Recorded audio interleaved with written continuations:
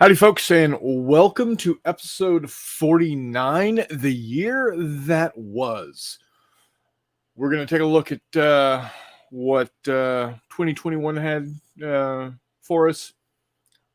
We're going to look at what 2022 has in store for us. McMurray hopefully will be on his way shortly. He's currently fighting with the interwebs. So while we're waiting for him to hopefully join us soon, I'm going to do what I normally do at the beginning of every show, and that is talk about Wily games. Y'all have heard me say it many, many times. Fistful of Lead is my all-time favorite game. It will allow me to play any game that I want. It'll allow me to play any genre I want. And right now, until Friday, you can get 10% off any PDF that you download. So 10% off. You can also get a 10% off everything in your cart when you use the promo code NOTJAY, all lowercase, NOTJAY. And that gets you 10% off everything in your basket one time. So get downloading with those PDFs with a 10% off, and then come back later. Use that not J code to get 10% off everything else. And here he is, Big Murray. Yeah. You there? Yes, the glorious shithole that is Charter Spectrum decided to grace me again with the internet. So outstanding. Right. Well, all I was doing was, doing my usual spiel of pimping Fistful of Lead. Oh, there you go. That makes sense. So, and as we have talked about many, many times before, going forward, Robin, the lovely Baroness, if you will, is keeping track of all of your purchases at wily-games.com. Remember, $200 cumulative, get you one coaster. $400 cumulative, gets you the tape measure. $600 cumulative, gets you the stack of coasters. $800 cumulative, gets you the nifty dice tray. Then $1,000 gets you the hat. $1,200 gets you the shirt. Now, there's another way to get another 10% off. I'm not going to tell you the code, though. You have to go watch BSing with the Baron and Steve. Their show last night is up and ready to watch, but they've got a code there. I'm not going to tell you what it is. You got to watch it, but they'll give you that code. It was a great show last night. They had me on. We had a lot of fun. So that's that. One more thing before we move on into the episode, and that for any of you that are going to be in the Kansas City area at the end of March, we got a new convention. They're in the Kansas City metro area. It is called March to Victory. It is going to be Friday afternoon, all day Saturday, Sunday morning, and it is going to be a blast. They're going to have 16 tables to be able to have games set up on. There's going to be 5 gaming sessions throughout the weekend. There's going to be a silent auction. There's going to be some live streaming. When I'm not running some games, I'm going to be doing some live streaming from the convention floor. So that's going to be fun. Oh, yeah. And there's going to be a cash bar from 6 p.m. to 10 p.m. both Friday and Saturday night. So, yeah, according to Jay Wiley, Kansas City is the center of the universe. He did retract that slightly and say center of the United States, but we still know what he means. So check it out. The website is marchtovictory.net. And I'll put it into the right here. Man, I don't know what the hell I'm gonna paint tonight. Huh. Excuse me, guys. So there you have it. So let's move on. There was something about 3 weeks ago that I posted, wasn't there? I posted a video about 3 weeks ago. Something about I'd hit 100 subscribers. What? No, you didn't. Lies. Yeah. So, haven't grown too much more. I'm at 108 right now. Hasn't seen a lot of growth, but you know what? 100's 100, and I'm very happy with it. Before we dive down that rabbit hole, though, let's go ahead and take a look at some of the comments. Robbie in early. He was here at 7:41 waiting for us. He says, good morning, good evening to all. I responded, good morning, evening to you, Robbie. Thanks for dropping by. Dave Hall's in the house. Good evening to all. I forgot, interesting show last night with Jay and not Jay. Paul Beckus, hello all on this fine day. If by fine day you mean 2 degrees Celsius, 34 degrees Fahrenheit, yeah, fine. Fucking lovely. It sucks. Is it raining down there for you, McMurray? McMurray has left the building.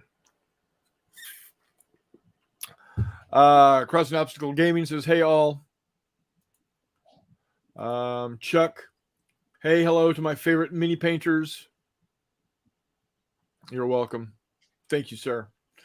I forgot. I saw it and I know what it is. Be like Dave Hall. Go watch the show. It's great. Dave Hall? Yes.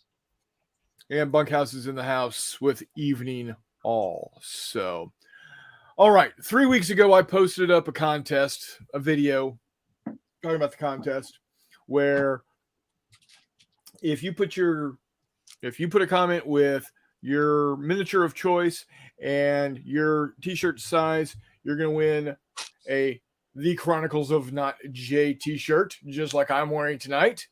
Oh, yeah. Hey, and it's suitable for, wearing out in public because I wore this to work today. So, and then, so I gave it until about 6:30 tonight to see if anybody else was gonna jump in there real quick and give us some more. But I came up with 10 names that wanted to participate, and those 10 names are Jedi Jim 252, I Dream of Minis, Mark McKinley, John Harrington, Robbie, the Miniature Painter, Steve Gursky, I Forgot, and Paul Beckus. All right. I am giving anybody and everybody one last chance to put in your t-shirt size and Star Wars miniature of choice in the comments right here. Oh, dang. Somebody's being... I'm being generous. Very generous. I'm being generous. Hey, 'tis the season, right? Yeah, we have good fans too. Yeah, so I don't want anybody to be left out that didn't, somehow didn't realize that I had put that video up. Guys, I'm gonna go.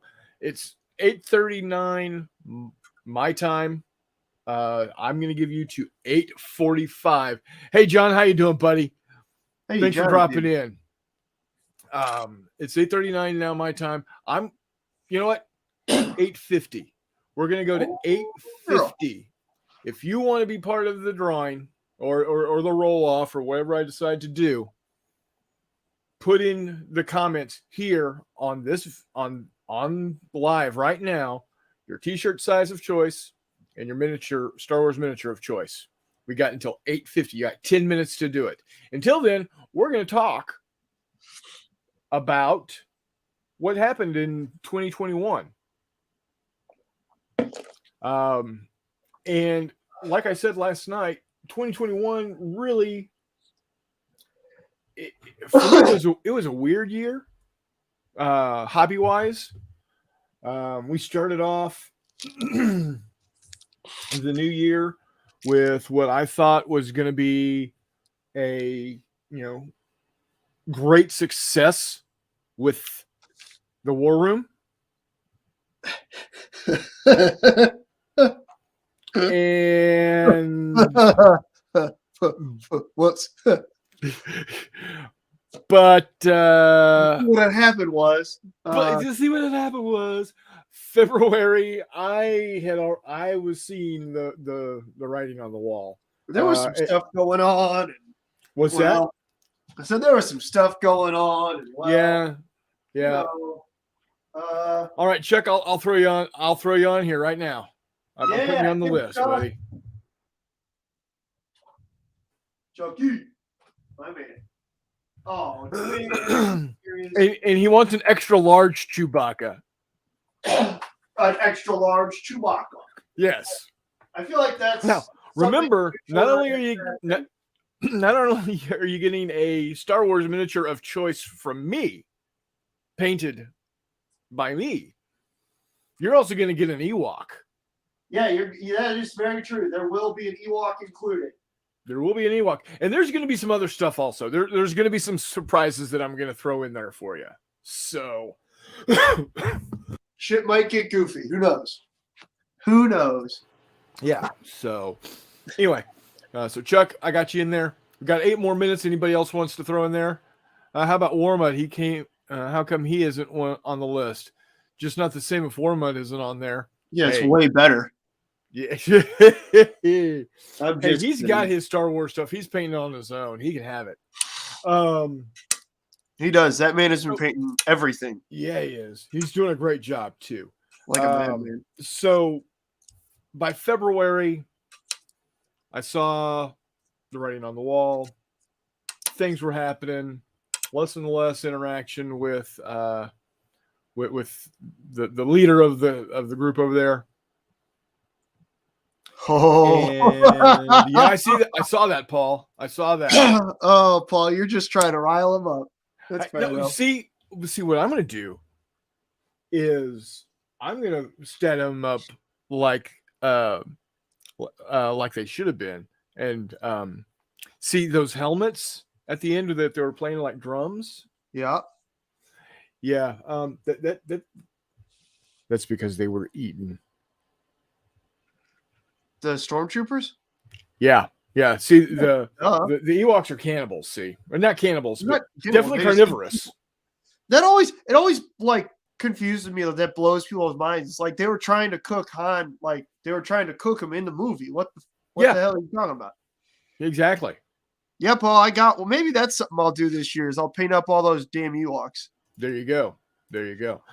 Anyway, so March 1st.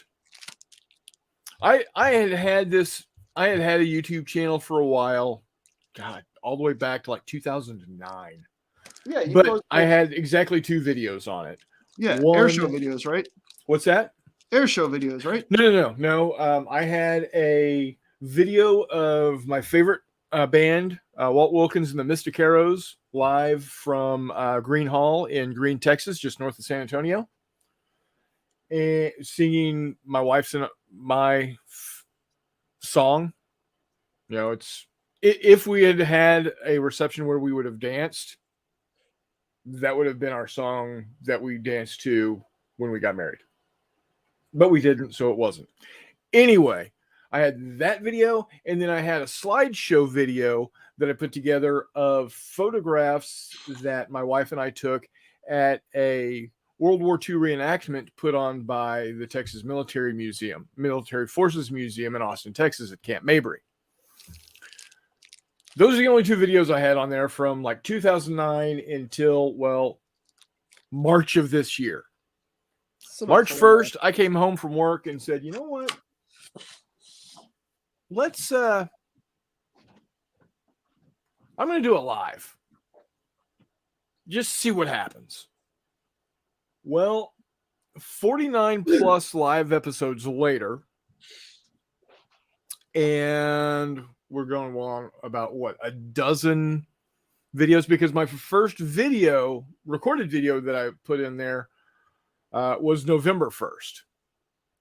So, from March 1st to November 1st, all the growth that had happened to that point, and that had gotten me to about 75 or so from March 1st to November 1st. And then the last 25 or so I got from November 1st to whatever 3 weeks ago was. I'm horrible at dates at this point in time because I don't know what the hell's going on. First week of December. Yeah, we'll call it first week of December. So I got 25 in like a month. Thanks to a big thanks to Jeff over at Hex to Hex for telling some of the people that follow him and he knew personally to say, hey, go subscribe to this guy. He's a great guy. He's a friend of mine. So Jeff, thank you for pimping me out like that. I'm about to say we had all kinds of good folks. Oh yeah, we've got great people. I absolutely love every single one of our viewers that come on here, and the real reason I like this format, the live format that we do, and I got hooked on it when I started up with Matt over at the War Room, is the interaction with the viewers. Yeah, it's great to put up a video and y'all comment and then I return a comment, but here it's like a conversation. I get to see y'all's immediate comments. I get to retort to those immediate comments. Y'all get to experience McMurray and all his greatness and rantiness, and get to comment on his rantiness. And I get to interact with you. I love the interaction. It really is far more fun. It is. Now, don't get me wrong. I've enjoyed putting together the videos that I've been doing. I think they've been received quite well. Yeah, dude, look at your boot painting videos. Yeah. So a lot of comments. I will be continuing those. I am going to take we've got one more on Friday. Then I'm going to take a couple of weeks. Thanks, Jay. My brother's in the house. This conversation is turning into a confrontation. Yeah, be careful. Does he have a key to your house? Yeah, he does. Well, guys, if the camera cuts off all of a sudden, I'll just have to take over. Yeah, right. Now he's going to be nice because I am printing out some room modules for him for a game that he's going to be putting together. So he beat up his big brother right before your birthday. Right before my birthday. Isn't your birthday coming up in January? June. Okay, right before your weekend. Yeah, my weekend. There you go. So thanks, Robbie. I appreciate that. He says, I've been nailing it with the Victory at Sea build videos. Accurate. So, yeah, and excuse me. And this is part of what happened in 2021, so we can talk about it now. I've seen so many videos of people, putting models together or painting models, and what they do is either it's 3 hours of holy crap, it takes, please stop, or it's sped up and they just have some random ass music they put out there. It's like, everybody has done that. I decided, well, you know what? Let's talk about the ship that I'm actually painting. Give a little bit of history to it. So that's the route I went, and apparently that's popular. Don't forget, put up your shirt size and what Star Wars miniature you want, guys. Yep. Not to make it like a weird thing, but yeah, there he is. Crossing obstacles, my man. Yeah.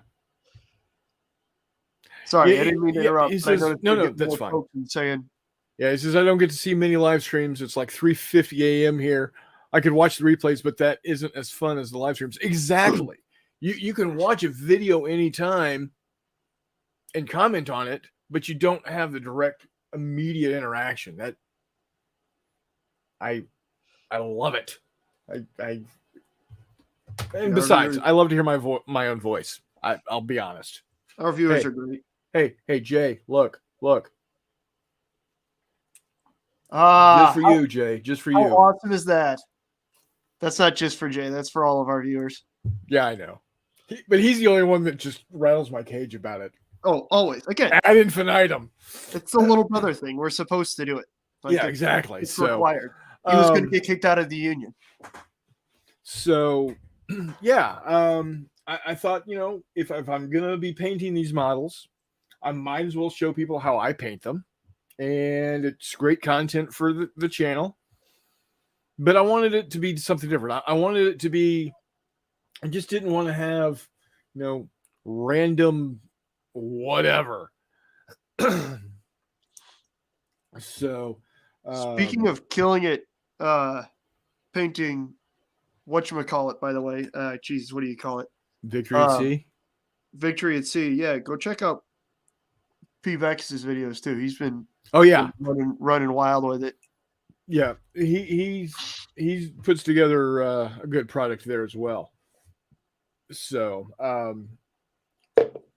one thing that I want to do more of in the coming year with the channel is I want to get more YouTubers to come on the show.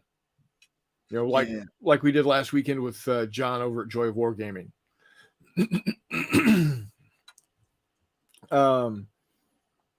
Because I think it allows people to broaden their horizon by seeing what other people have out there, and I won't be bashful. I'm hoping. Hello, Mr. Mutt. We can all contribute to one another. I'm the king. I don't contribute to shit, but dude, you are a huge contribution here. One another, dude. Do you see how many times I have issues when you're not here? I think Warmut, did you just he might need to go check his drawers. Oi! I didn't mean to interrupt, but Jesus. I was stretching, man. I was stretching out my back. You're stretching something. Yeah. I'm in the middle of my Zombicide game. It looks really cool, man. It does. Yeah, little Timmy showed up. Hold on. I'm in trouble. Little Timmy showed up? Yeah, little Timmy showed up to Abomination. I call him Little Timmy. Oh. That guy always comes out around. Well, he came out around third round this time, so that's pretty cool. But anyways, I got Padre Johnson going to go after him. He has a damage 3, so he could kill Abominations. There you go. Yeah. So Robbie says at Crossing Apps Gaming here. Today is a holiday, so I have a chance to catch the live stream too. Finally.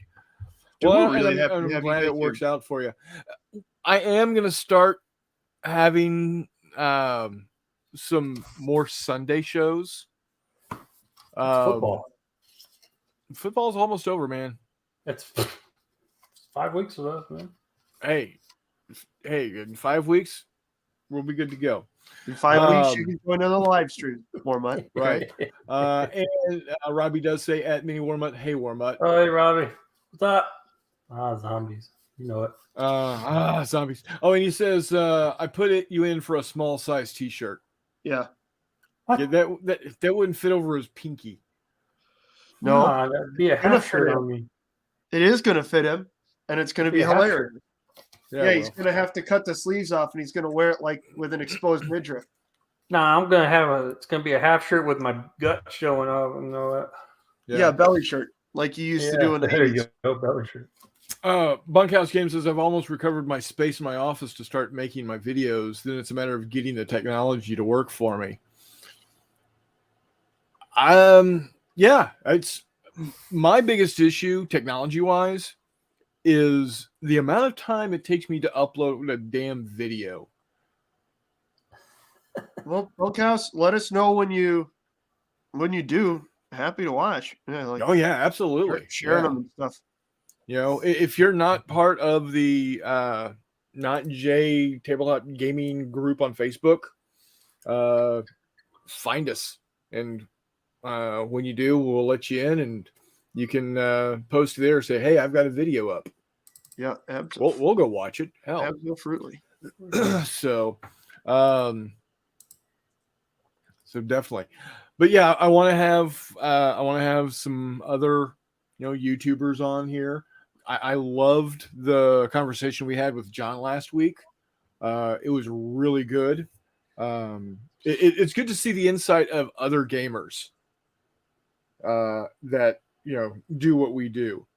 So I think that's going to be fun. One thing we're definitely going to be doing, at least McMurray and I think we're gonna see if we can't pull it off on the. Let's see if we can't pull it off on the last weekend of February. Does that sound like it would work for you, McMurray? Momentito. I printed out my schedule here.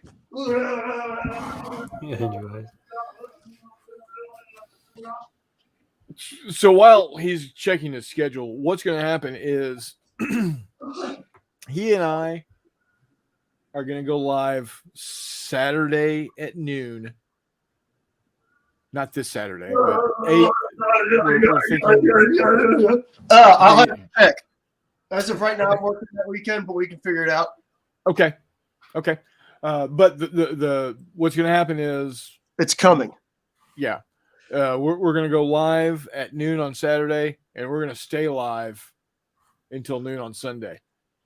It's going to be awesome. And my hope is to get some of the get some people on here. Jay Wiley said he'd come on at some point. See if John from Joy Wargaming would like to join us at some point. Paul, figure out how to get you on here. The show. It's going to be awesome. Already. Man, Chris is here too. Look at this. Everybody's going on. Yeah, Chris Long is here. So, all right, because we do have some more people. Last chance, if you want to be part of the shindig here, if you want to get your name in right now, put in your shirt size and your Star Wars character of choice to be painted by me. Give you just a little bit more time. I'm being overly kind, I think. Not really. I mean, we're going to be here for at least another hour, so what's the big deal? I'm about to say it's not like we're getting off here anytime soon. No. So gaming wise, what I had going on last year is started the year as I have and my brother has for the last 5 years, and that was the CJ3 invitation only gaming event.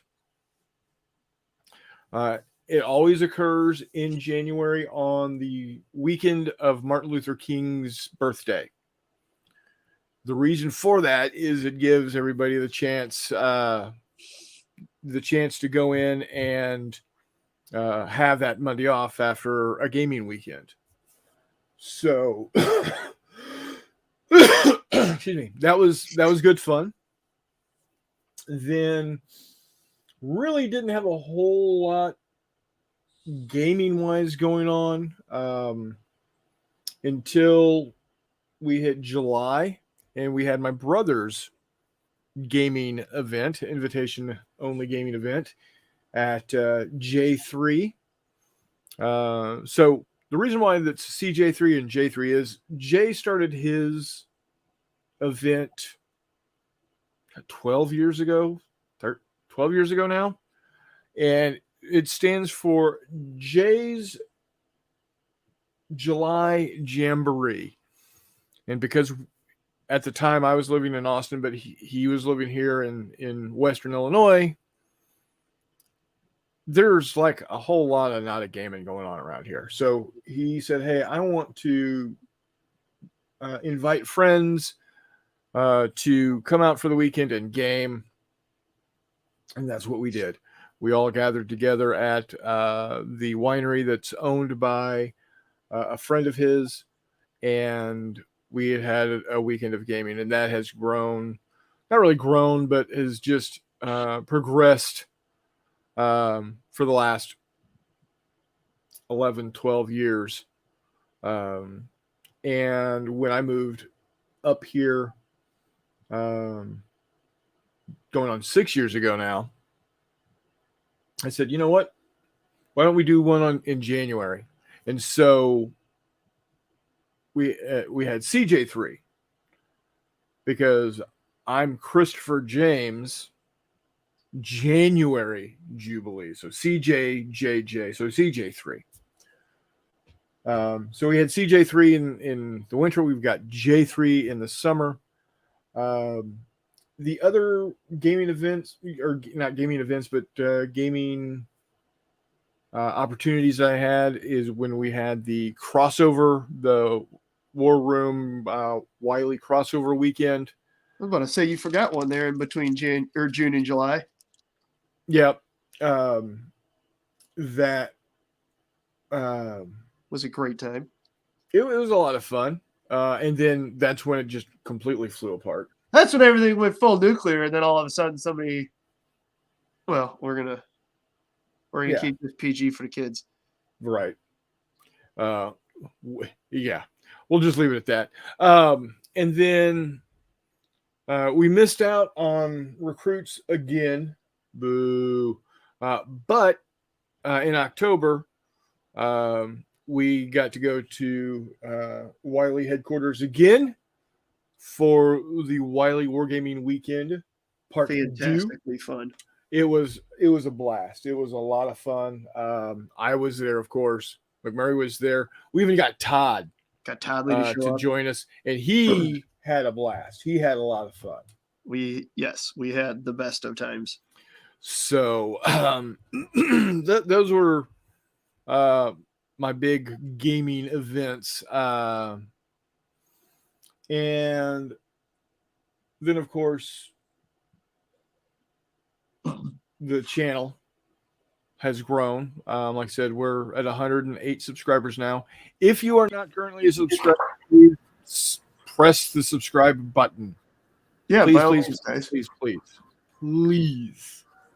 going to say, it's funny to look on our, like, I can't see all the backside numbers, but it's interesting to see that a bunch of the videos that are up have, the same number of views, if not a few more, than we have subscribers. Yeah. Click the button, guys. We're not going to be really annoying about it, but click the damn button. Right. Please. Shut up, Brian. Like, how many? I'm 10 away from 700. Where they're like, click the like and subscribe button. Like, I don't know. Hey, maybe I need to start saying that more in my videos. I don't know. We're gonna start doing it like one of those stupid chain messages. Like, if you don't click the like and subscribe button, you're gonna have 7 years of bad luck or some dumb shit like that. There you go. We'll send Warmutt to your house, and he will denude your lawn. Yeah, he'll make it rocks. He'll just cut like in in images Arizona. into your lawn, because this man is an artist. Yeah. Oh, I got a late Christmas gift. My wife ordered it, and it's the Clash of Spears. Clash of Spears? Yeah. The rules? The set. Oh, that's awesome, buddy. Nice. So guess I'll be painting more Romans. There you go. Look at you go. I was about to say, you need a metric buttload of Greeks. I've got them. No, wrong, Chris. I've been trying to get rid of Greeks longer than you have. I got Greeks. So that's gonna be I don't know which ones they are. I got tons of Spartans and whatever. So He says, like and subscribe. That's a call to action that actually makes a difference in what I've researched on video making. And you know what? Maybe I need to start doing that. Guys. Like and subscribe. Hit that like button, smash that bell so you don't miss any videos we come out. Yeah. Yeah. Or maybe I need to start putting, the title card, or not title cards, but the cards at the end with, other videos and whatnot. Yeah. Oh yeah, you need to do that. Put your that's what I did in my videos. Put your little trailer thing on there, the end of video stuff. Yeah. So we'll see what happens. We'll see what happens going into the new year. But we're gonna get super corporate. You guys are gonna love it. Yeah. Yeah, it's gonna become not JTV. We're gonna start doing dumb YouTube stuff like dyeing Chris's hair all kinds of weird colors and. Dude, top 16. Shut. I will hunt you down. Yeah. And shove you into a chipper. Yeah, like you'll be in your own yard waste. Get out of here, dude. Anyways, there's a reason. Mother of God. There is a reason why McMurray started showing up for those an hour late. All of this stuff. And it's because Jay Wiley and Robin both watch every one of our live shows. Not live. They watch it on reruns because they're already in bed. Because they go to sleep for at the whatever same time. reason, he wakes up like at ungodly time in the morning. See, I don't get it.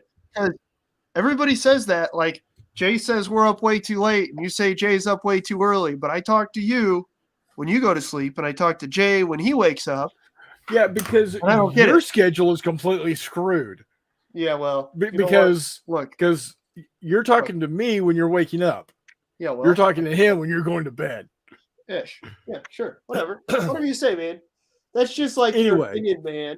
It's just like your opinion, man. But the point is we have a topic, and even if it's a vague topic, we eventually get into a topic and we stay with it. We don't go doing weird stuff. Like, don't get me wrong, the top 16 thing, for some of the stuff was fun, but then it just got ridiculous. I was going to throw something heavy at my computer if we actually had done top 16 clowns. Top 16 tanks. The M36 Jackson. Oh, that was that Italian one, huh? No, that was the U.S. tank destroyer that was universally hated because it sucked. Like that Armored Force straight up said, we don't want this thing. I thought somebody said that Italian tank was a monster or something. Don't even get me started on that. The same person said that Italian, not even tank. It was a self-propelled gun that had. Shut up, Warmutt. It's just all you're doing is riling up. Anyway, yes, I am. Oh, Chris, you're a delightful person. Here. Right, butthead. This is what he's doing. Yes, I am. Yes, he is. Yes, he is. And he sounds so happy about it. You know what? And there's a reason why I like having Warmutt on here. Yeah, he's hilarious. That's fair. Well, yeah. But looks aren't everything. Well, that's why it's pointed down at his board. Shut up. So, all right, guys. I need to find me a D12. Where would I find a D12? You don't have any games that use D12s. Yeah, I do. What? Fistful of Lead. Oh, what's that? I've never heard of that. Oh, shit. I'm not sure that was mentioned under an hour ago. That being said, I was just I just had my copy of Horse and Musket 2 out. So I was typing up some working some more on that scenario. I don't even know what the hell they call it. Dude, does Rorke's Drift stuff. Oh yeah. What's up, Brian? Is there anybody out there that has like a spreadsheet or something that, because I liked what Reloaded had for their game sheet, where you could write the character stuff down in rows. Yeah. On like an 8x10 paper. Yeah. I'm just wondering if there's anything else out there better to use or not. What do you mean by better? Like a spreadsheet or something that you print out into a form. Because that one's old and it only allows you like 3 traits a line on that one. I want something that has like 5 to 6 lines. I guess Brian, you're not supposed to have 5 to 6 traits on your figures. You can for your leader. What? Leader plus 3. Yeah, leader plus 3. Yeah, so you have leader and then put 3 traits down. Oh, I thought leader and veteran would work too. Or they just get the veteran die. Leader, veteran, and 2. Yeah, there you go. All right, guys. What's my game? I'll give them 6 Let me if see. I want to. You should. Goddamn right. That is exactly what you're supposed to say, Brian. That is exactly what you're supposed to say. All right. Let's see if we can do this. Here's my D12. I'm so proud of you. Let's D12. I'm going to see if I can do this without killing everybody. Wait, let me. Wait, like, so full stop. We're not going to kill anybody, right? No. I didn't sign up for that. Okay, first off, I need to do this. Hey, that being said, I am certainly working on the project that I'm working on tonight, just in the hopes that Mr. P. Beckus would be on here. Crossing Obstacles Gaming, I've just approved you as to being part of Not Jay's Tabletop Gaming Facebook group. Woohoo! That's good. Welcome to the funny farm. See if I can do this. Got that right. Okay, I'm gonna mute myself here real quick. Hold on, because I don't want you to. Talk amongst yourselves. Talking amongst ourselves, Mr. Brian, how are you? I'm doing well, Mr. Warmut. Yeah, I'm busting into the new year with Zombicide games and getting them videoed and all that stuff. That's good. So, yeah, like I told you guys, my goal is to start from first edition since I got all of them. And go through all the regular missions in the rule books up to Undead or Alive when that comes out in March. Am I gonna make it in time? No. But it's your Zombicide collection is obnoxiously impressive though. Well, this dude's got everything that they've ever put out. Dude's got a ton of it painted. You got what? All the entire first. Yeah, I just got the first. Well, that's still a lot of stuff, dude. Yeah. And you're still painting them up like crazy. You just painted up. I'm doing some special guest boxes right now. Yeah, that's for sure. Very special. But you've got like a Roman statue version of Pamela Anderson. You did. Oh yeah, Dakota. Yeah, Pamela. I got Sylvester Stallone done, Benny, and I just finished Red Cap. All right, I'm starting to know go ahead and do this.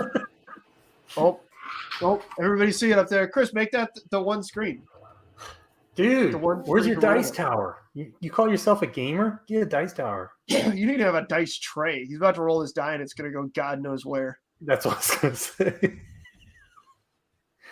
Oh, geez, it is. Yeah, it's right next to the edge of the table. Yep. Perfect. Oh, look at that. Mr. Not Jay found himself a dice rolling container. All right, here we go. 0. 11. Ooh. I wonder if that Chuck, means you won. late entries. Mr. Chuck, what a good guy. Chuck won. What a Chuck good win? guy.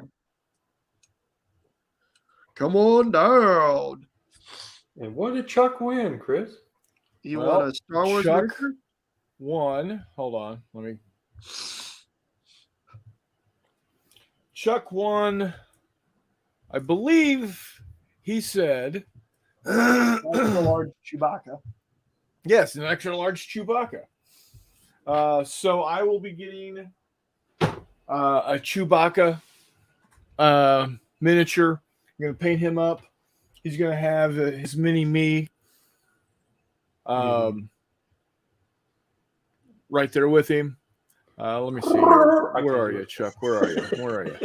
Chewbacca impressions, go. Yeah. I can't do it. Charles Latora, an extra large with a Chewbacca. So, what I need you to do, Chuck, is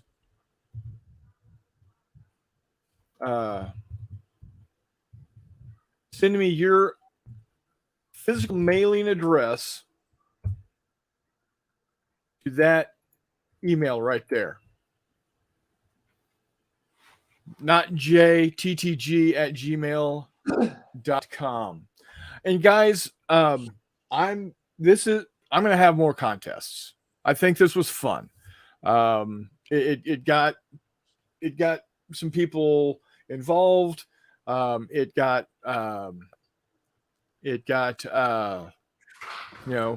got some chatter going on the page there. So we're gonna do more stuff like this. I don't know when. I don't know how. I'm sure we'll do something on the 24th, or not the 24th, but the 24-hour gig that we're doing. Chuck says, I had a dice tower. My granddaughter took her Lego back. Well, it happens. Dave Hall says, congratulations on your victory. Chuck says, thank you. There's that new email address. And if y'all ever want to just drop me an email, there you have it. Not jttg@gmail.com. Robbie says, congrats, Chuck. Paul Becca says, go, Chuck. And then Minnie Warmite says, hooray, Chuck. So, Chuck, there you go. I will let you know. I'll send you when I get everything together and boxed up and shipped off to you. I will send you the tracking number so you can see where it is. So there you have it, Chuck. It might be like a half second, Chuck, before I can get that UARC to Chris. But yeah, it's going to be a while because I got to get the shirt ordered and it's got to show up, and then I got to paint the Chewbacca because you're not getting the one I've got. So, Crossing Obstacles Gaming says congrats at Chuck Charles Latora, and guys, go check out his YouTube channel too. Our YouTube's pretty awesome. I like Chuck's a great dude. He's got some good content. I mean, everybody that's here that has a YouTube channel, it's all great. I mean, y'all all do great work. I love what y'all do. Warmut, I still say your best stuff is your trash terrain. Yeah, by far. I mean, don't get me wrong. All your other stuff is great, but your trash terrain is amazing. I love it because it just shows you don't have to have, thousands of dollars worth of terrain to make it look good. Yeah. So you don't have to. I was trying to show, you don't have to cut stuff up all the time. You just add it to what you got. Exactly. Exactly. So, yeah, and that's why I want to have, in the future, excuse me, more cooperation between the different YouTubers out here. So, we kind of, we've got this community built. Let's go ahead and let's grow this community together. Maybe, everybody just about has more subscribers than I do right now. So I'll be honest, if you're a YouTube creator and I ask you to be on my show, it's because I want to drag some of your subscribers over to me. I'll be perfectly honest. Just say no. What the hell? He's such a jackass. Where's that remove button at? Right? I heard that one's a good one. So, this guy. But, people say, when I, people ask me, so what do you do? Well, I play with toy soldiers and I do videos on YouTube. Yeah. Like, oh, really? You make a bunch of money off of that? I make exactly dick. I make zero amounts of dollars with YouTube. I'm a long way away from monetizing this shit. Well, that's because there's all these dicks on the internet now that are making tons of money on this shit. What's that? I don't know how. They do goofy shit like give away cars and whatnot, though, and I'm not doing Cars. Yeah. They are, man. Hey, if I had a different car, I'd give away the car I've got now. You like the feel? But I don't. The Now, thing somebody is, wants to buy me one. the thing is, if you really want to get big, you have, you got to go into that 40K stuff and just, become a, that kind of stuff. And there's so much more out there. So. Oh, there is a lot out there. But we only shill for small indie companies. The thing is, though, all those people that were making stuff for 40K, getting sued and shit now. Yeah. You need 1,000 subscribers to make a few cents. Exactly. And you're right, Paul. It's a few cents. 2 pennies here, 2 pennies there. That's what Toddley does. Toddley's working on his retirement right now. Yeah, at this rate, he'll be able to retire in 2713. Yeah. It's an investment. We're creating long-term wealth, Chris. He's going to retire and he'll be able to buy a Big Mac or something. Yeah. Let's not get ridiculous. You're going to get a big double. He'll be able to get a small fries. Yeah, all right. So, McMurray, you have just been a fiend at painting this year. Yeah, I'm working on it. I aspire to get to the painting frequency and level that you have. Well, it's not necessarily the frequency. It's mainly that you just go ham when you got to. Well, yeah. When I sit down to paint something, I usually just try and collect, as you guys know, a decent sized amount of stuff that I can paint kind of all at once in one assembly line sort of fashion. And then I go for, 6, 7, 8 hours. Because unfortunately, I work long shifts. So I tried doing the 1 or 2 hours a night kind of thing, but and sometimes it'll work. Sometimes it will work. But then quite frequently it won't. So that kind of threw a wrench in those works. But I figured out ways to get it done and get stuff rocking. And again, that's more of those need to get back on the idea of looking at random collections or whatever, or periods that I've got sitting here.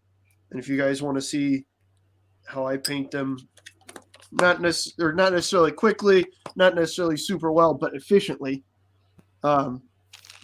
we can figure that out without using, an airbrush and all that shit. Because that's the other thing that always makes me sad is everybody's like, "Oh, these are beginning videos. Do you using an airbrush? Get out of here." Is an airbrush a crazy piece of technology? No, not necessarily. But do most people who are getting on YouTube to try and figure out how to paint something have access to it? Probably not. Or they don't have the technique. Yeah, right. No shit. Here's an airbrush. An airbrush is like a glorified, more confusing spray can to me. I own an airbrush. I barely ever use it. Thing's ridiculous. Yeah. I don't know how to do it. Waffle don't use one, I don't think. No, not usually. Like I know he has. He can, but I think he uses it to prime. If he doesn't use the Stynylrez. Yeah, the brush on Stynylrez. I was about to say a lot of times it seems like you use a brush on Stynylrez, which again, it obviously works because the dude's some sort of wizard. Yeah. But also big shout out to James for coming on all the time because he's super cool. Yeah, he is. But no, so that's obviously something that in 2022, time permitting, we can get to. Because it's all about just figuring out what your conditions are to where you can sit and do that for however long you can, and then scaling the project to fit that, you know what I mean, and scaling it into bite-sized chunks or elements. That being said, I'm also god awful at finishing projects, which is why I'm sitting here working on 2mm stuff, right? So on one hand, I get a lot of stuff done, but then on the other hand, there's like 80 million partial projects going at any point in time. So simultaneously, not a lot gets actually done. But that's my own personal to show off some of the stuff, with the ships that I've been doing lately. Yeah, there you go. Yeah, now nice. I had already painted the Yamato. I already had painted the Idaho here, but these are the ones that I've painted and made videos of already. Now I do have another Idaho. I do have another Yamato in the box ready to go. So I may do those as videos as well. So let's see here. I'm about to say, where's Pola? Where's Pola? Yeah, right here. Oh, upper, okay. Yep, upper right hand corner. I see. Yeah. There's the Missouri with the Japanese carrier in the back, and sneak peek of the destroyer that's going to be on this Friday's video. Right there, guys. I think she turned out well. Absolutely. I like it. There's the Prince Eugen, the Yamato, and of course the Idaho there. I see you did the same YouTube safe What's German that? paint job that Yeah. I said. I see you did the same YouTube safe German paint job that I did. Yep. And there's the Pola. There was one that you guys watched. I painted those live, didn't I? A ton of Panzerschiff German stuff. Yeah, I think was I so. live for that, or did we just talk about that? I think we just talked about it. Okay. So yeah, that was another one of those evenings. There's the Italian battleship that I built on Sunday during our live. Yeah, there we go. So that I painted live. That came out. You did. That came out a lot better than I thought it was going to. So yeah, I think Beck has the Japanese fleet. Yep, just got the Japanese fleet, and then I believe Bismarck and something. Yeah, and I was just watching British Legion. Nick, he ended up getting that fleet and the Italian fleet. So, oh, Paul, they're not YouTube safe anymore. It was just where I got them to at the time. Yeah. Because I was on somebody else's thingy, and I didn't want to oof that up. Yeah. Chris Long says my ancient skills with the airbrush is coming back to me after not using for 12 to 15 years. Chris, your YouTube or your airbrush skills are going to need to come back because you're printing out just tons of stuff, or at least you were there for quite a while. Tons of tons of World War II stuff, like armor and whatnot. That guy's going like gangbusters, man. 3D printing. Yeah. I thought I was 3D. Crossing Obstacle says I do one big assembly priming session, so I have a lot of miniatures started, and then paint 4 to 8 minis at a time. And of course, I always paint the base first. That just seems quicker for me. How about I do the same thing, Crossing Obstacles, in terms of getting a ton of stuff primed. So then it's just sitting there when I get the mood to, okay, I got to paint. I'm going to paint these. And then he says, Bunkhouse says, I can't get past the maintenance on airbrush. It's way too much time and setup, takedown, and cleaning of parts. Yeah, that's what I'm gonna go with. Robbie says they look great. Talking about my ships. Chris Long says, hey, Paul. And Crossing says, Bunkhouse Games totally agree. Beckus returns the hey to hey, Chris. And then Chris Long says, it's scary how much I need to paint. Honestly, that's another reason why I started doing the videos, is that if I'm doing a video of me painting something, I'm painting something. Yeah, it's kind of like having like an accountability buddy, right? Like when you're working out or whatever else. Yeah, it helps. Like, but I had promised Robbie that I would do some World War 85 stuff, so I am going to be doing that. Also, because I'm wanting to get the lock and load crew here on the show. I talked to Devin. He said he should be able to get both David and Keith on with me, so that'll be good. As they gear up for the next Kickstarter for World War 85, the second volume. So that's gonna be fun, and it is, I've actually gone by my love of gaming or my love of nerdism. Started with Star Wars, which we all know is my number one love. Then we went to World War II, naval combat, which gaming wise is truly my first love. And then talking Cold War, armor, land battles. Those are my big three. So, getting them out there, showing people what I like. So maybe by mid-January, I'll be painting up some M60 A3s. Actually, M60 A1s, 1983. They would have been in the Texas National Guard, M60 A1s, and a crap ton of M113s. When I mean a crap ton, I'm talking, let me pull up my spreadsheet here.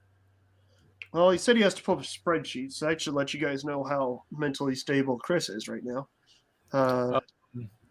Yeah. Yeah. So, under 3mm project. So at current count, and I'm 3mm, Chris. I'm doing 3mm Pico armor, and I'm needing 315 M113 A1s and A2s. That's 21 bags. You're Jesus. That's $100 in just M113s. Now, that being said, if I was doing this in 6mm, if I was doing it in GHQ, that $100 would get me what? 30? Yeah, something like that. No, you'd get more than 30 out of it. They're like, what, $12 a pack? Uh-huh. 5 per pack. Yeah, so you get probably, 35, 40 of them. Yeah. Not getting 315, that's for damn sure. M60s, I need 330. 330.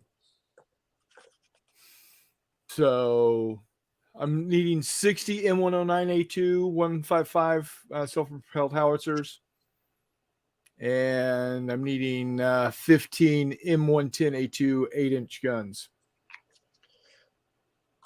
That's the 203mm howitzer. Yeah, those are big. So big boys.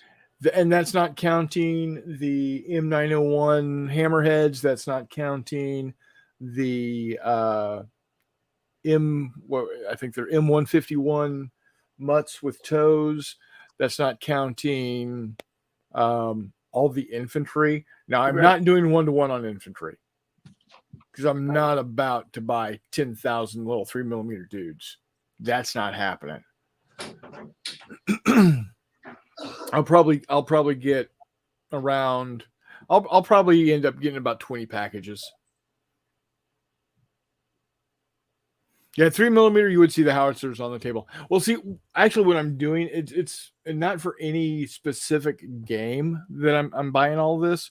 What I'm doing is I'm going to be recreating the entirety of the 49th Armored Division circa 1983. The 49th Armored Division is the Texas National Guard unit that my dad was part of during that time.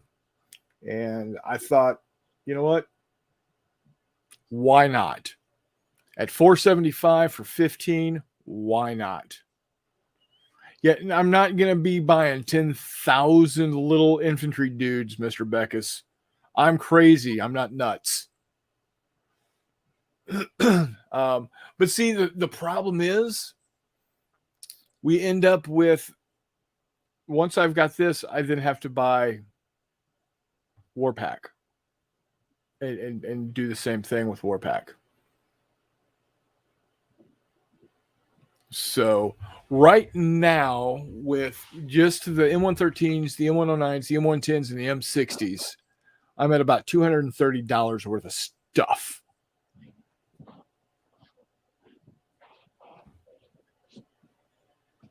Yeah, 10 millimeter, you've got the howitzers, but just to show the gun so you don't forget you have them. Yeah, you set them off on a sideboard kind of thing and say, oh, yeah, I got to fire these things. The other thing I'm going to do with these, and you as you see me reaching, anybody that's watched me for any amount of time knows where I'm going with this reach.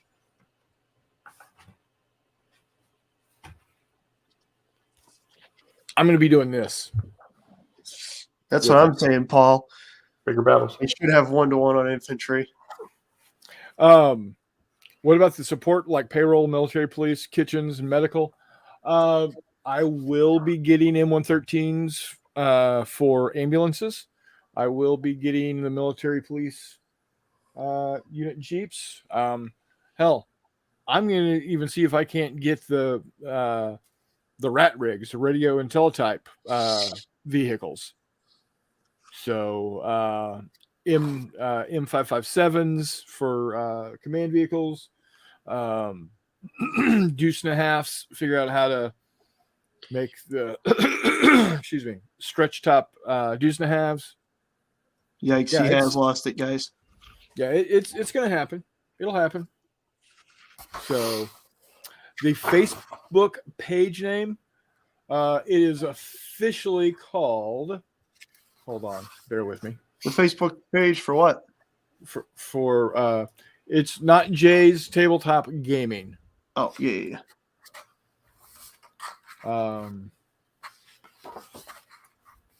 Just like the channel here.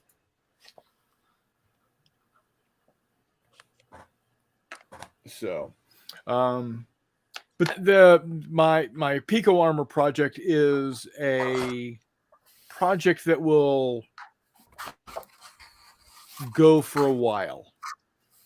I am in no way, shape, or form thinking I'm going to have that done by this time next year. Not with that attitude. Will I have a lot of it done? Yeah, I hope to. But see, something happened on Sunday. Wait, what? Something happened on Sunday when we had our impromptu live show. Oh, yeah. Something happened, and I've got Mr. Beckus to blame. Yeah, it is so does McMurray. Fault, by the way, it is definitely Paul's fault. Oh yeah, no, without a doubt, this is Paul Beckus's fault. See, enabler. Yeah. So this is all right. I can do this. So what had happened was we were talking about ships, and we were talking about boats, and we were talking about how just goofy the scale is on Victory at Sea, and then we were talking about how I liked some of the smaller scales like Hallmark's 1/6000 scale ships, because you could play them at like almost real range, because then 1 foot you can approximate is 1 mile, whatever, it's close enough. And then at one point in time, I pointed out, you could kind of get close to doing that with double if you want to do like 1 to 2400 or 1 to 3000. And Paul's like, yeah, don't forget about Navwar at 1 to 3000. I was like, oh yeah, we got Navwar 1 to 3000, because I've messed with Navwar for 1 to 1200 Age of Sail stuff. Then I got looking at Navwar stuff, and yeah, so shut up, Brian. Yeah, so the interesting thing about Navwar is you still have to fax in your orders, which is kind of a pain. But you don't anymore. What are you talking about? I had to print off my order. Oh, you did? Okay. Yeah, because like you do the add to order thing, and then it sends you a printy thing. But anyways, hey, Jeff. So, hi, Jeff. We're in the middle of a confession, a shaman session right now, so just bear with us for a second. So there's some pre-dreadnoughts that are coming because they're kind of weird and fun. And because then hell engagement ranges for most of the pre-dreadnought era were right around a mile for effective range. So even at 1-3000, cool, let's do it. That's easy. You know, that's perfect. Yeah, so there's going to be a lot of them. They should paint up quickly, which is bright side.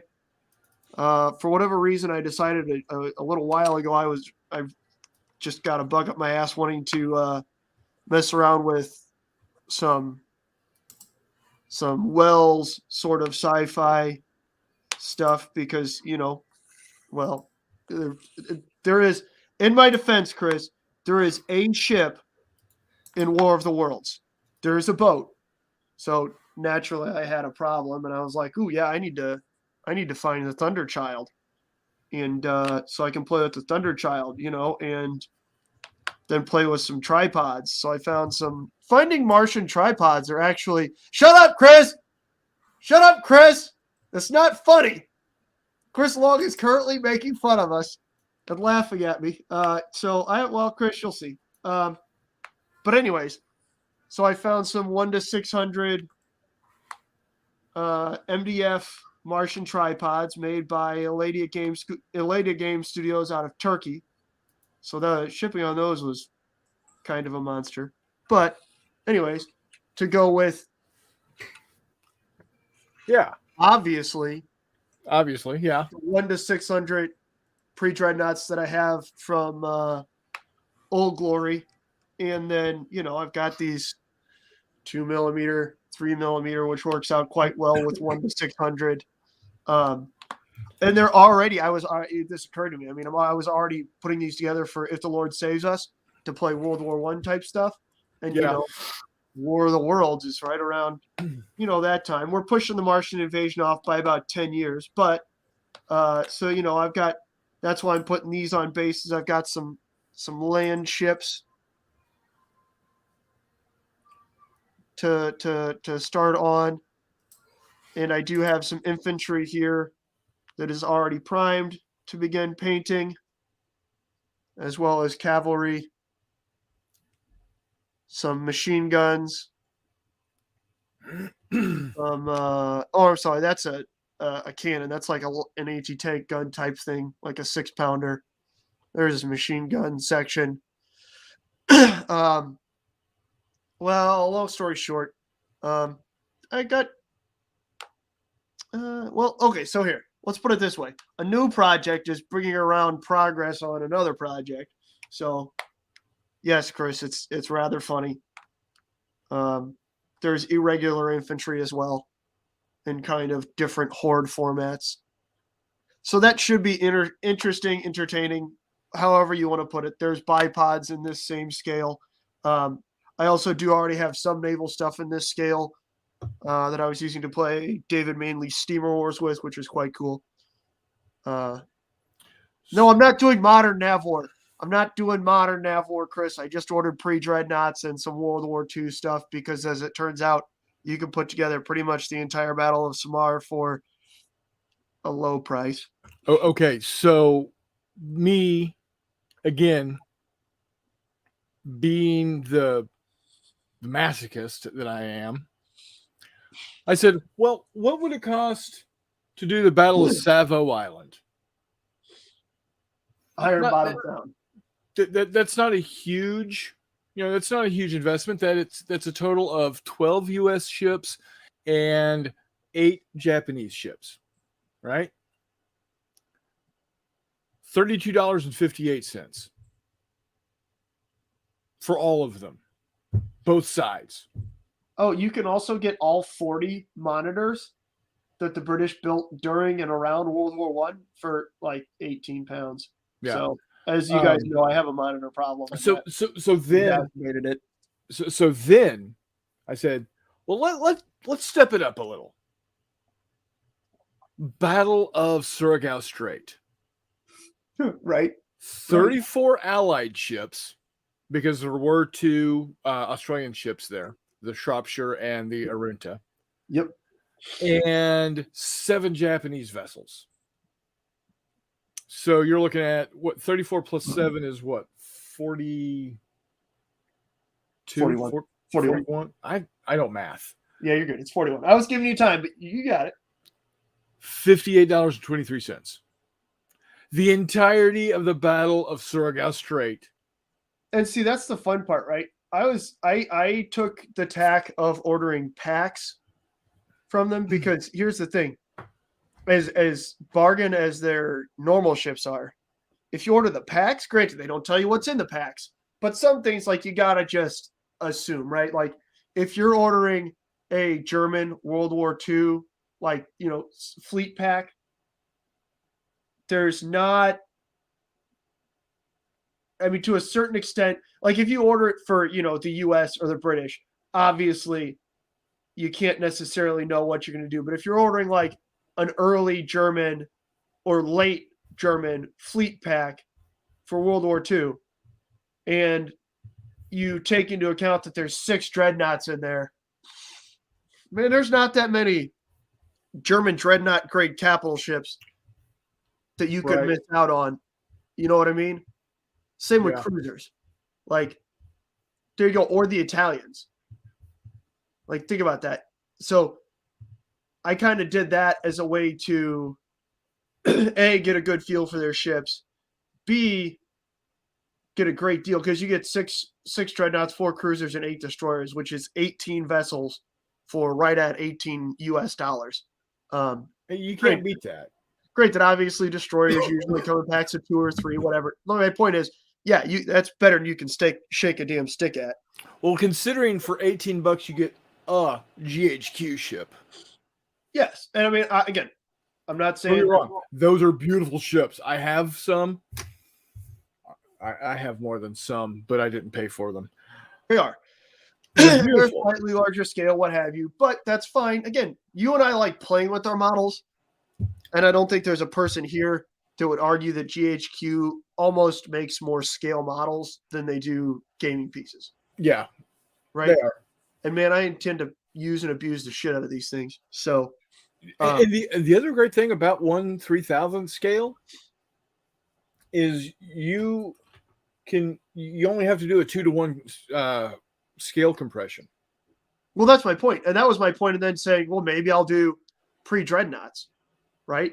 Yeah. Because pre-dreadnoughts, like 1,000 yards, great. At 1/3000, that's 3 foot across the table. But if you got, if you're mixing it up, that's not by any means a ridiculous, like, engagement range. Right. Like in the Spanish-American War, most engagement ranges were inside of a mile, and then closer if they actually wanted to hit stuff. So you do 3 feet between these. It's, I guess, yeah, it looks okay, but 3 feet between those is 180 yards, Chris. What the hell are you talking about? No, what I'm talking about is when you do it, and you have to do a scale compression. Yes. A huge scale compression. And it looks okay. It's, is what it is. But you're not going to be able, in the picture that they have, and I'm going to grab it here. I just goofed my math on that one, but that's not the point. It's not the point. 600 yards. Let's see here. Here we go. Battle of Surigao Strait. Exactly, Paul. That is the one thing I noticed about my 1/6000 Hallmark stuff, is it's kind of hard to tell stuff. So, yeah. Can you see that? I can't see, but yes, that's a 4x6. That's a 4x6 table with all the ships for the Battle of Surigao Strait. You're not moving the ships. That looks like the U.S. Reserve Fleet docks. It looks like Bremerton. Yeah. And then on top of that, what do these things go for? The battleships are what? Like 20, bucks? $25 a piece? Hard no. And you've got 6 of them? That's $150 just in battleships. The cruisers are like $20 a pop. And there's what? 1, 2, 3, 4, 5, 6, 7, 8. Oh, and you can't even buy them because they're not made. I was about to say the biggest thing is that they don't. Warlord doesn't make nearly the model variety that they need.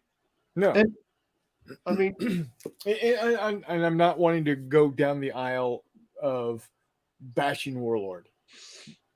Again, so that's my point. Again, they're good looking models, right? Like I have the Vittorio Tornado. They're fun to paint. The only reason I have that is because it was $7. Yeah. Only reason I have what I have is somebody's life turned to shit and he got rid of stuff. Not my life. My life's going all right. No, yeah, you got your shit for free, and I still am. Yeah. And Paul, dude, you are getting. I hope you're getting kissed before you buy those things. Paul, I love you, buddy, but I'm about to send you a bunch of 3D files so you can just have somebody there print them for you. $50 for a battleship, and that's I'm assuming 50 Australian dollars, which hold even on. Kangaroo money. That's ridiculous.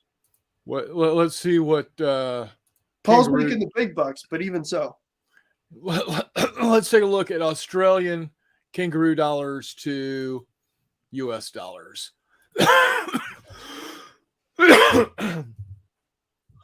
So it's $1 to $1.38. Our dollar to their $1.38. I guess you're paying for the pouch. And then if you look at pound sterling. See, the thing is, it doesn't matter what the actual conversion rate is. Oh yeah, no, it's whatever the gentleman at Warlord decided it is, which is obnoxiously. Usually, it's about double whatever the difference is. Yeah, conversion. It's absurd. So it's a $1 Australian dollar to 54 pence. Oh yeah, that's what I was saying. I'm hoping you're either having a knife held to your throat or I'm hoping you're getting kissed. Either way, you're definitely smoking a cigarette afterwards. Yeah. But how you doing, Kitty? Like I said, Paul, we're gonna have to figure out. Yeah, I don't. That's always the thing when people bring up we're getting massively off track here, but that is one of the things when people bring up 3D printing. It's like, well, like, do you need it? Like, what does it actually? It's like, well, like, imagine you live in Australia, whether it's Warlord or Games Workshop or anybody. Basically, other than, I'm about to say, I know you get people in the UK to buy it for you and then ship, which makes sense because fuck Warlord. Paul, does Battlefront at least cut you guys a break because they're in New Zealand? They're local. Well, yeah, I mean, on a different damn island, but at least it's an island that's closer than the island we're talking about. Right. But yeah, so anyways, real quick, the Martians are going to have a good amount of British ground forces to fight. There you go. And we got some of the armor is based up. I don't know. Okay. Like all the actual fiction around War of the Worlds means that basically all these guys are going to die, and that's whatever. But whatever. Such is life. It'll get stuff. You should have a plague battalion. Yeah, I need just hordes and herds of wild horses to charge across that are all infected with, what do they call it, glanders or something? Yeah. Yeah. No, what you do is if you play, if you're going to play at Fistful of Lead Bigger Battles, you give one of the units sickly. Yeah, it's a +1 to all wound rolls against them, but They got the plague. It's true. But here we are. I think the model I'm going to wind up using for Thunderchild. Drakenafel is a naval YouTuber who made a video about what, the Thunderchild would plausibly be, predicated on the fact that it had to be an ironclad ram. Right. Which is fair because it's described as an ironclad ram. And there is a 3D model out for it. Dog, that's absolute dog shit, Paul. Yeah, that is a case. That is a gross of a bag of ass. Yeah. I can't believe Battlefront still, that's screwed up. But so somebody made his Thunderchild into a 3D model, but it's a full whole thing, and I'm not good enough at monkeying with 3D models to cut it to waterline. But I did find one that is quite similar. This is the HMS Victoria, if that would come into focus, which is a pre-dreadnought with a single double turret, 2-gun turret on the front that's got big guns, and a bunch of smaller 6-pounders. Anyways, long story short, too late. That's what I'm going to use in what? Too late. Yeah, that's what I'm going to use in 600 as the Thunderchild. Because I have a problem, and it centers around boats. So, yeah, it's going to be cool. You guys have that stuff to look forward to. I've got all kinds of terrain. This is not the good stuff. I want to say this is all. These are Middle Eastern / Mediterranean flat top type buildings, and Very then cool. Tropical sort of things. But that could be if the British, wouldn't that be could be Sudan? Oh no! I know. No, my point is these are for Steam Wars type stuff. Oh, okay. Where you got the tropical thatch buildings and stuff as well for colonial Africa. But no, so it's gonna be entertaining. There's a biplane or a couple of biplanes in here somewhere. Where are they? But yeah, so look forward to that. There's a couple of biplanes. I already painted up a couple of biplanes for the Steam Wars type stuff. And but yeah, so look forward to that in 2021. That was one of the things that happened fully in 2020. I know that you guys got to watch a good chunk of was all that 1/600 scale Lake Tanganyika type stuff get painted up, and then I know I posted on the Discord and everywhere else where we were playing through that. Yeah. So I was about to say maybe I'll keep like a list in 2022 of the stuff that I've painted. Yeah, that'd be interesting. Now, because oftentimes it gets mixed in and pushed back with all the other stuff. You know what I mean? Right. Now, I'm going to be honest. Most of what I end up painting will be on the channel. Oh, that's fair. So I won't have to keep a big list like you do. Oh, mine's I'll just have to go look at the pages. Yeah, mine's going to look like a crazy person's like shopping list or something. Because not only is it going to be, hopefully, obscenely long, but it's going to be some weird shit on there too. But Jeff, that's a good idea. I might do that too. Yeah, that's cool. Game diary of what you play. But yeah, dude, I've been painting all kinds of weird shit this year. What I'm gonna try and do is get some really odd stuff for that the 24-hour paint-a-thon. The question is, do I want to try and paint like an entire, project in that time, or do you guys want to see all kinds of weird stuff? Like a mix of crazy stuff. So like that's any different than what you normally do? Well, that's my point. Yeah. If you want to try and see me accomplish an entire project at once, let me know. That or I'm just going to go for some of the goofiest, weirdest stuff you can find. Not necessarily weird, just kind of odd stuff you don't see often. Like pre-dreadnoughts, Martians. Fistful of fentanyl. I'm hoping by that time to either have a good portion of my Pico armor to work on, or as you want to see, however you want to see it, some of these 1/3000 scale ships. I think Brian was just laughing at my stellar Fistful of Lead game that I put on. That is. Oh, your fistful of fentanyl? Yeah. Yeah. Fistful of fentanyl, yeah. I didn't have to do any research, Brian, not even for the boards. Oh. Sorry, I was just buying games off of War Game right now. Off of where? War Game Vault. War Games Vault? Yeah. Yeah. This one looks cool. Heck, Friday Night Fights. Yeah. There you go. I was about to say, yeah, crossing obstacles. Last year I did the Analog Hobbies Painting Challenge, which was super motivating.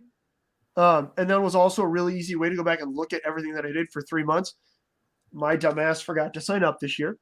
Curtis very nicely told me that when the January 21st like cut off for if you haven't done anything, and they just kind of like say, well, later.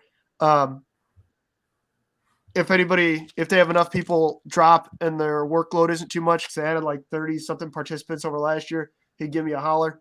But either way, I should just keep a log. Hang out on the Discord. Maybe I'll put it on there. Robbie, I don't, man. I'm on here all the time. I'm on Jeff's channel. I'm on Todd's channel. He is a session YouTuber.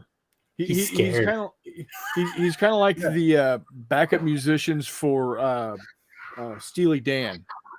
I like to think of myself as like James Carville. Sound like a groupie. Like James Carville doesn't have his own, news show. People just have him on to talk all the time. Right? Yeah, he's a contributor. Yeah, there you go. Yeah, I'm an independent consultant, Robbie. There you go. All right, this is gonna be cool. I got Friday Night Fights, and I just might have my viewers join in on this one. Right, if you want to have a Friday night fight, just come on up, buddy. With the miniatures and stuff. This looks cool. All I'm saying is a great hold on, I'm losing my brain here. Yeah, words are hard, numbers are hard. Hey, is nuts pretty good? Here we go. I did not enjoy nuts. I tell you, a great Friday to fight is going to be March 25th. Accurate.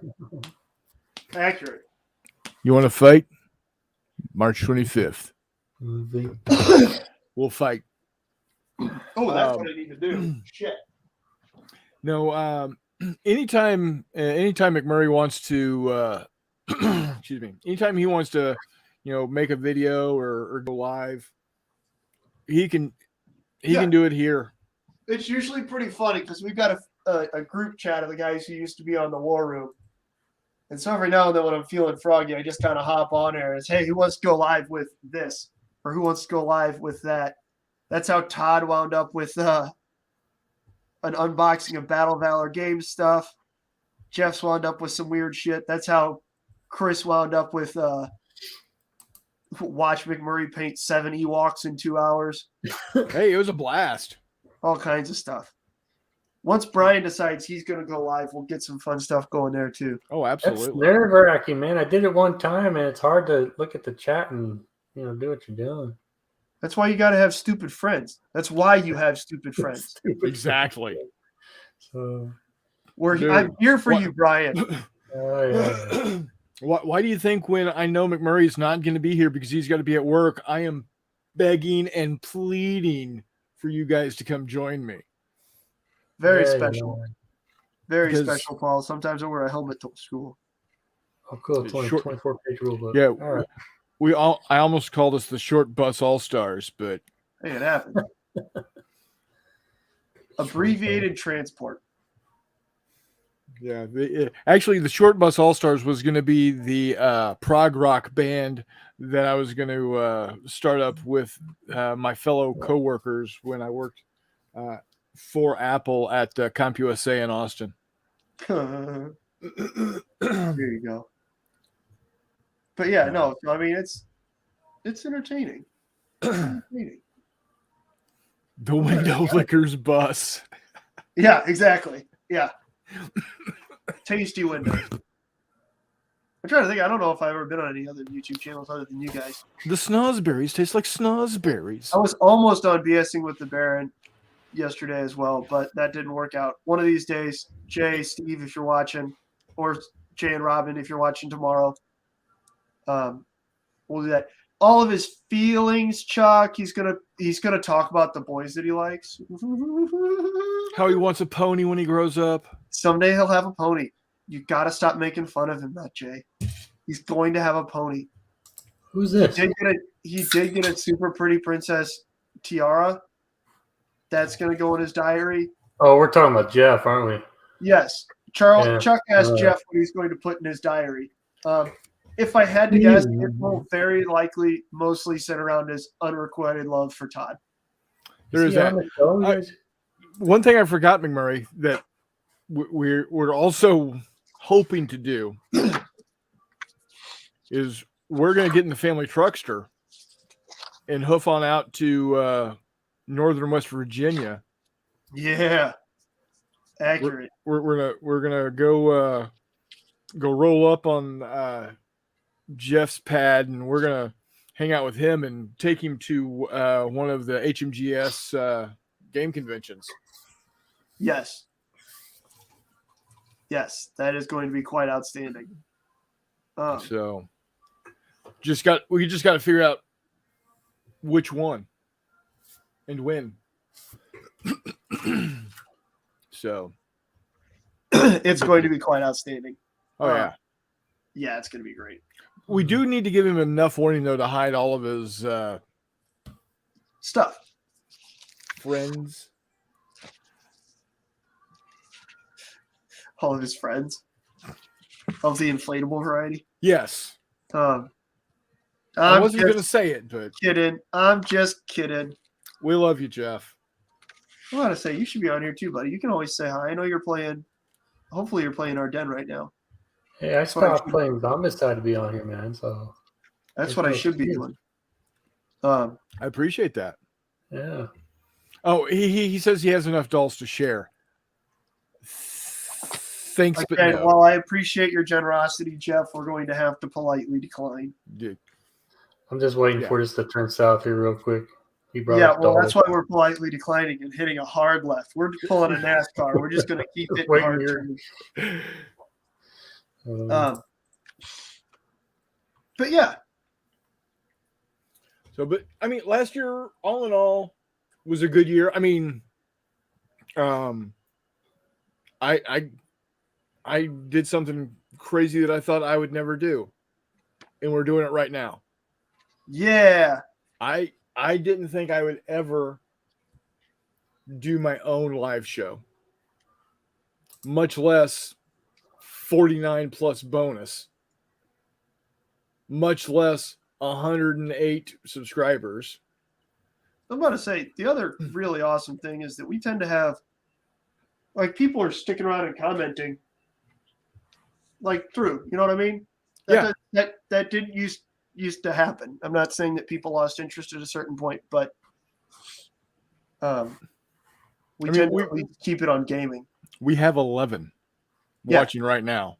Exactly. And we're not popular enough to have bots. That's the cool thing, right? Like I've had a couple. We do have a couple. Every now and then we get one, but they tend to drop out pretty quick. Like, right, yeah. That's fair. We do. We usually get one just randomly commenting about like their deals or something like that. Right. I'm just waiting for somebody to ask for, Bob's and something else, but that's okay. Bob's or boobs? Well, it was joke because usually it's misspelled, and I didn't. Oh, there you go. Yeah, Bob's. And I didn't want to say. Come see Hut Bob's. Yeah, he's waiting for somebody's going to ask Chris for Bob's and Vagine, but that's okay. Nice. Again, I was trying to avoid that, and then you just had to like cruise right into it. Oh, but that's okay. Went in for the pit stop. Yeah, just come on, man. But kind of off topic, but right up our alley. Oh no! Dr. Coffenstein's monster has reappeared. You're right. Off topic, but but right up our alley. Who has watched the first episode of Book of Boba Fett? When I get off here, it's when I'm watching. I'll be back later. I haven't watched it yet. I came home, grabbed a plate of dinner, sat down, turned that on, and watched it. no spoilers. I'm not going to be that guy. I will give a full, at least a week's worth of time before I start dropping. Oh, did you see? How about that scene? That was cool. So this is a spoiler-free zone for at least a week. But I will say, I enjoyed it. It's looking good. Good. So fingers crossed that Dave Filoni and Favreau have done it again. Good. I still don't know how they're going to top the last episode or the final episode of The Mandalorian season 2. Oh, I think Paul just typed in how they're going to top it. Boobs? Somebody said boobs. Yeah. No. That seems like a good way to do it. Well, yeah, but I mean, it worked in Empire Strikes Back. Oh, sorry, Return of the Jedi. The feels that were just yanked out of my body at the end of The Mandalorian season 2. Tear shedding. Oh, dude. I went from oh my god to Niagara Falls. Yeah. I'm not saying that you guys are softer than, cotton. Dude, it's freaking awesome. Baby rabbit's ass, but come on now. So, Robbie, what happened to Rocky's War Room? Short version, Matt's life turned to shit. Yeah. Hey, speaking of which, hang on a sec. He, not to go delve into anybody's personal life too deeply, but his wife decided that they needed to divorce, and he reassessed his feelings about everything and decided gaming was no longer a passion of his, so he got out of it. And if anybody wants $220 worth of shit that I have thoroughly abandoned all hope of being paid for, on sale. Yeah. Pennies on the dollar. About half World War II, half Ancients. 28 millimeter. So you got some Greeks in there, do you? No, they're mainly Romans. Oh, I was gonna say I got tons of Romans. Hey, if you keep them in the box, they won't be Roman. They are. Caesar's Gallic heavy cavalry, Roman heavy cavalry, Gallic cavalry command, Roman armored auxiliary infantry, and Roman high command, also cavalry. And then also a lot of World War II. Dang. So for both the Germans and the Americans, I believe it's basically the same. You got a officer NCO pack, 2 packs of rifles, and then a pack of light machine guns. And then the same for the Americans. Because I don't have enough 28 millimeter World War II to do. Anyways, that's enough of that. Paul says put the stuff on Discord and let's see what you have. Well, you could drop the last 2 minutes of this episode into the Great Lakes and recreate the Dead Sea. There's so much fucking salt. All right. Oh, shoot. I was going to say a nerve's been touched. Yeah, I'll do that, Paul. Yeah. Yes, lots of Gallic bread. In fact, Dave, if you want to pick those up, I will just pack them in bread, and then it will naturally be Gallic by the time it gets to you. Nice, nice. Zing. Plenty of cheese with that. You gotta go with that wine. Yeah. Oh, absolutely. Hex says, I will buy the 28 millimeter. Yeah, I'm about to say that's right. I think Jeff's going to pick up the World War II. There you have it.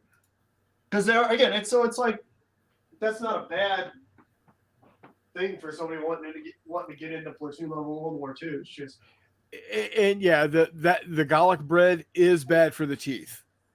It's just frustrating that for whatever reason I'm stuck with it. Anyways, have you guys heard of the Fistful of Lead? Never. Okay. Not once. Yeah, garlic bread is bad for the teeth.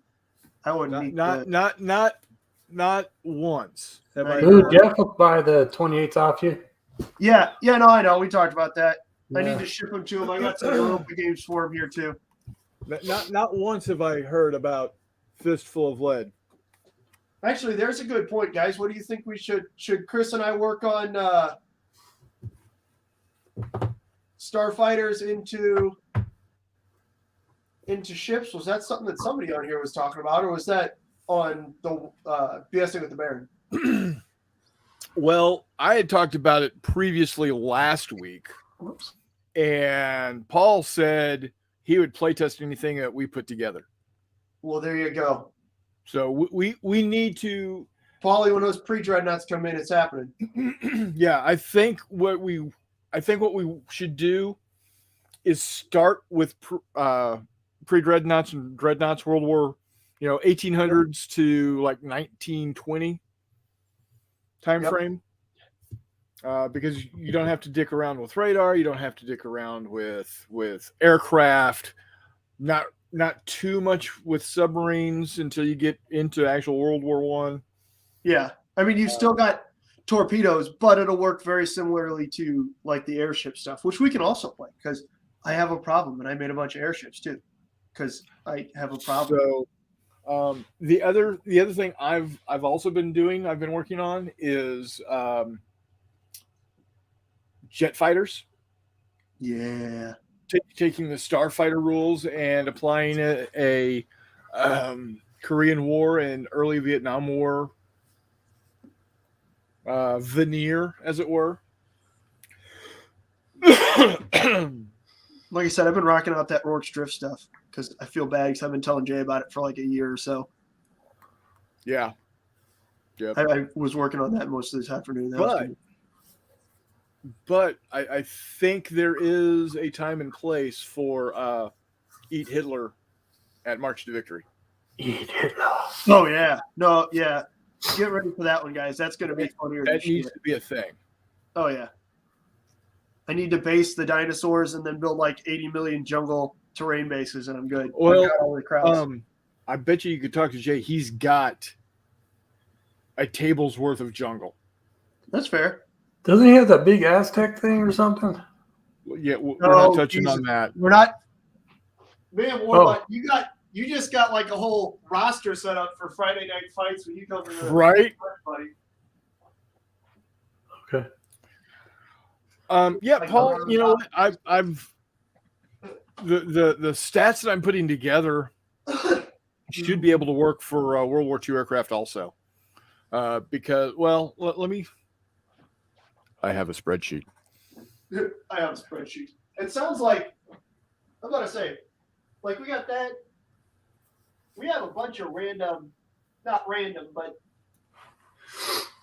but fistful of lead type projects in the works because Johnny and I know have been talking about putting together, basic forces for bigger battles in World War II. Yeah. Which I know I sent you a list of a whole ton of statted out's a weird word, but pre-traded tanks. Right. Just basic stuff, but yeah. What I did is I took the weapons list from starfighters and converted to what I thought would be the equivalent for actual weapons. So like the laser is the 20 to 37 millimeter autocannon, which is a 1d10 damage roll. That was my baseline. So I figured the 30 caliber to 50 caliber would have basically the same effective range, but not hit as hard. So it's instead of a D10 damage roll, it's a D8. The medium laser, that can't be right. 20 to 30 millimeter rotary cannon. So basically a Vulcan would be 2D10, and then a heavy laser would be like a 40 millimeter cannon, and that's 3D10. But it has to cool down after every shot because basically you're reloading. There's no burst laser, no ion cannon, and then rockets are going to be like your air-to-air missiles, like the Sparrow, the Sidewinder, the Atoll. And it's 2D10 plus 1. It's a limited ammo. When rolling to hit, roll a D10, and a 1 to 3, the missile fails.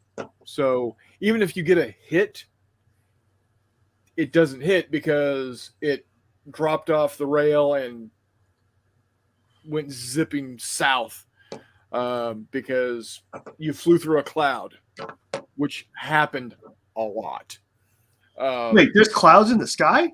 Yeah. Oh, yeah, dude. Early on, the early Sidewinders and the early Sparrows, literally, if you flew through a cloud, there was a chance that your missiles were not going to fire properly. Just wasn't going to happen. So like with the 50 calibers, let's take a look at like the Corsair. It had 8 of them. I'm up in the air as to whether you get 1 die per machine gun or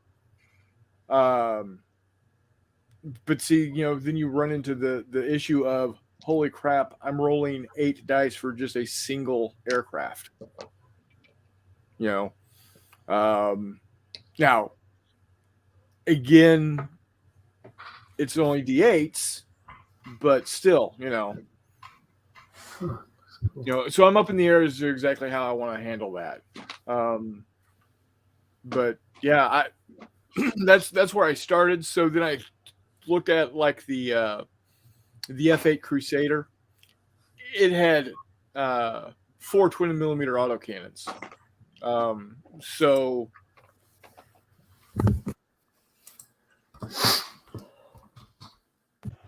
I'm not sure if I'm wanting to roll a single hit die or and then roll 4 damage dice or what. I'm not sure where I want to go with yet. Hey, McMurray, you were talking about bots. Bots? Yeah. Mosey Brittany here, Vask Tech. Crossing the Obstacles Gaming. Thank you so much for dropping in tonight, buddy. I know it's real late for you there. I appreciate it. We're not going to be going too much longer, so you're really not missing anything. I'm about to say, I think it's truly appreciated, dude. You guys are going to introduce to the cast of Heath Hitler. Yeah, so who we got there? Isn't there one? Oh, yeah. So, I mean, obviously, they're my guys, so they're all named, right? Because I care so much about the background. This Dalton. Dalton's a T-Rex. He's a pretty cool guy. Dalton, obviously named for Patrick Swayze's character in Roadhouse. Roadhouse. Duh. This is Dale. Roadhouse. Dale is a similar. Oh Jesus! Did I say bots? And so now they're all here. Yeah. I can't even read. We don't even read Cyrillic, dog. But anyways, so he is a similar large. I think it's an Allosaurus, large predator. We're gonna move these guys out of the way. Actually, just don't click on those links there or whatever. Not Jay's blocking people. This is Big Dave. There you go, Big Dave. Big Dave's a cool dude. Big Dave is not a playable dino in the game, but Big Dave does still wander around under these sets of rules, so that's cool. That's Big Dave. It's Dan. Dan's a Stegosaurus. Again, as a... Uh-oh. Did I get Stegosaurus? He's a Triceratops. That's a Triceratops. Whatever, Get your dude. dinos right, man. I'm sorry. Hey, look, I don't judge him by his race. His name is Dan. All right. Okay? I don't judge where he's from. I judge where he's going. So that's Okay. Dan. Dylan, also from Roadhouse, but he's old and doesn't fight anymore. Dan and Dylan, they're brothers, right? Yeah. No. Yeah, okay. And then there's Donnie. There's your Stegosaurus. Yeah, there you go. Donnie. And then we have the smaller carnivores. So in classic tradition, we have Yellow Dave. Oh, not Frodo, Pippin, or anything? We have Green Dave, Tan Dave, Orange Dave, Blue Dave. You're one of the most creative dudes I know. Green Dave too. What? You're one of the most creative dudes I know. Yeah, man. And then we do have King Kong, obviously. That's my brother Dale. That's my other brother Dale. King Kong. Oh, Jesus Christ. Jeff's jumping in on it too. The issue is we know he's not a bot, and there's probably actually something called C.Hexy dance. But anyways, and then this is the pterodactyl. His name should be Paterrence. It's Peter. But yes. Okay. Peter? I figured it'd be Terry. No. Okay. So I do need to get some more dinosaurs, obviously, because, well, obviously I do. Also, at some point in time, the small Daves will have Napoleonic riders on them. Hell yeah. In the meantime, yeah, so basically in Eat Hitler, you control either a carnivorous dinosaur or a group of smaller carnivorous dinosaurs. So you've got like three. You got like 4 players here. Yeah. And then if you have enough pterodactyls, which I need more pterodactyls, because obviously we are going to have Terrence and Peter and Terry and all the other guys. But so that could be a good campaign game, and the objective is just to run around and eat as many Nazis as possible. And there are also, like I said, herbivore dinosaurs that wander around and step on people and hit them with their thagomizer and stuff like that. There you go. It'll be quite good. I was thinking about doing cavemen too, but that's a little, yeah. Here you go, Jeff. Yeah, Yes. converted them. Don't do it. Don't do it. Kong is in here, Paul. You're exactly right. I need to silver up his back a little bit, but so I figured I'd pull out the Eat Hitler collection. I need to find a base for Mr. Dale here, don't I? Yeah, like he stands up on his own. Oops, I say that as he falls over. Stands up on his own real well, but I need to find a base so that he doesn't feel left out, because I would hate for that to happen. Right. Brian, you can bring your video back. You don't have to listen to Jeff. You should know that by now. No, I'm being told to go watch Boba now. To go watch Boba? Yeah, go. Yeah, it's on tonight, so I haven't seen it yet. And it's been on since 3 a.m. this morning, Central Time. Well, yeah, that'd be you doing that stuff. If you were as dedicated as crossing obstacles, you would have seen it already. Right. Okay. Bye, McNugget. See you guys. Thanks for dropping in. Seriously. Bye, buddy. I appreciate it. Take care, Mutt. But yeah, so there you go, guys. We'll certainly get some Eat Hitler in on the channel before March. I think I'm going to take it up to CJ3. Oh, absolutely, dude. Get a game or two in there. But yeah, I also meant to say, anybody who's if we got any of the big money guys from local St. Louis around here that were playing Fistful of Lead over in Fairview Heights this evening, welcome to the club. Enjoy. I'm happy I've played it enough around St. Louis that people are jumping in on it. Actually, that looks just big enough that I'll be able to fit that onto whatever size base Dalton is on. Thumbs up. But yeah, I figure it'll be entertaining for kids or anybody else who's playing as well at a convention to be able to have names for their dinosaurs. Oh, yeah, absolutely. So Chuck, if you're still out there, remember, drop me an email at notjttg@gmail.com with your physical mailing address so I can get the stuff out to you. And anybody that wants to correspond with me via email, by all means, go ahead and do it right there. Love to hear from you guys. As much as I can, I will respond in on the pages, or not the pages, the videos when y'all comment. And if you email me, I will definitely respond to you. So, also, since fucking of course I would,